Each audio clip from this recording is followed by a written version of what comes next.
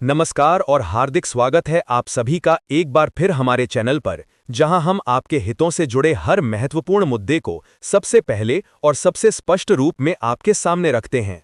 दोस्तों, आज की इस विशेष प्रस्तुति में हम केंद्रीय पेंशन धारकों और कर्मचारियों के भविष्य से जुड़े 3 बड़े और निर्णायक विकास लेकर आए हैं।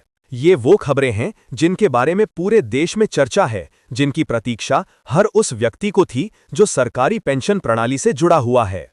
पहली खबर, ईपीएस 95 योजना में न्यूनतम पेंशन राशि को लेकर सरकार के शीर्ष स्तर से आया एक स्पष्ट और सीधा बयान है। दूसरी खबर, 8वें वेतन आयोग के गठन को लेकर एक बेहद महत्वपूर्ण और सकारात्मक स्पष्टीकरण है, जिसने पेंशन पुनरीक्षण के मुद्दे पर लंबे समय से चली आ रही उलझन को दूर कर दिया है। और तीसरी खबर, राष्ट्रव्यापी स्तर पर चल रहे उस आंदोलन का नवीनतम अपडेट है, जहां पेंशन भोगी अपने अधिकारों की मांग को लेकर सड़कों पर हैं।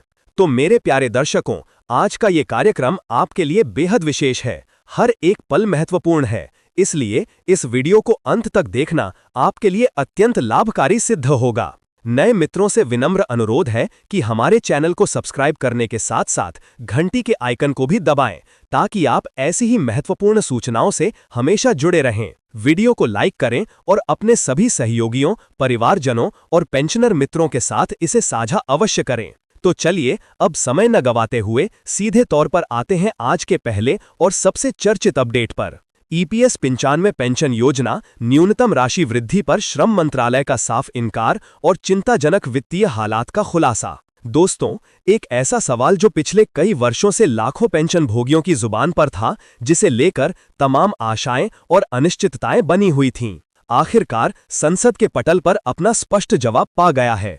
प्रश्न ये था, क्या ईपीएस 95 यानी कर्मचारी पेंशन योजना 1995 के तहत मिलने वाली न्यूनतम पेंशन राशि में कोई बढ़ोतरी होने वाली है? इसका उत्तर श्रम एवं रोजगार राज्य मंत्री श्रीमती शोभा करंदलागी ने लोकसभा में एक लिखित जवाब के माध्यम से दिया है, और ये उत्तर पूरी तरह से योजना की आंतरिक वित्तीय सच्चाइयों पर आधारित है। मंत्री महोदया ने विस्तार से समझाया कि ईपीएस 95 एक ऐसी सामाजिक सुरक्षा योजना है जिसमें अंशदान तो निश्चित है और साथ ही देय लाभ भी निश्चित है।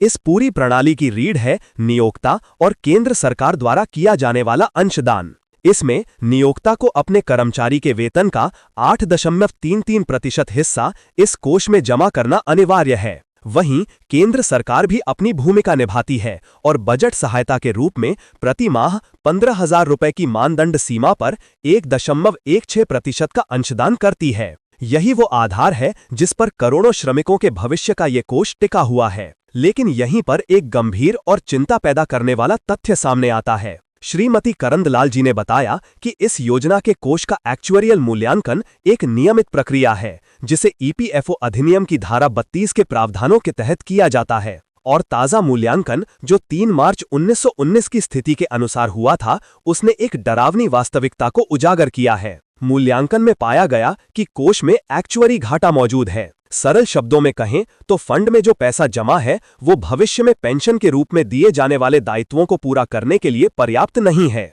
ये एक ऐसी स्थिति है जो किसी भी पेंशन योजना के लिए सबसे बड़े खतरे का संकेत मानी जाती है। इस वित्तीय दबाव के बावजूद सरकार ने जिस प्रतिबद्धता का प्रदर्शन किया है वो उल्लेखनीय है। मंत्री जी ने स्पष्ट किया कि इस घाटे की स्थिति में भी केंद्र सरकार बजट सहायता के जरिए ये सुनिश्चित कर रही है कि हर पेंशन भोगी को कम से कम 1,000 रुपए प्रति माह की न्यूनतम पेंशन राशि मिलती रहे। उन्होंने दोहराया कि भारत सरकार का पूरा प्रयास है कि ईपीएस 95 के तहत श्रमिकों और पेंशन भोगियों को अधिकतम संभव लाभ मिले। साथ ही ये भी कहा कि कोष की वित्तीय सेहत और उसकी भविष्य की देनदारियां दोनों को ही ध्यान में रखकर ही कोई निर्णय लिया जाएगा। इस आधिकारिक जवाब का निहितार्थ स्पष्ट और सीधा है। ईपीएस 95 पेंशन भोगियों द्वारा उठाई जा रही ये मुख्य मांग कि न्यूनतम पेंशन को बढ़ाकर 9,000 रुपए प्रति माह किया जाए, फिलहाल स्वीकार नहीं की गई है। वित्तीय घाटे के चलते इस दिशा में कोई तत्काल कदम उठाना सरकार के लिए संभव नहीं प्रतीत हो रहा है।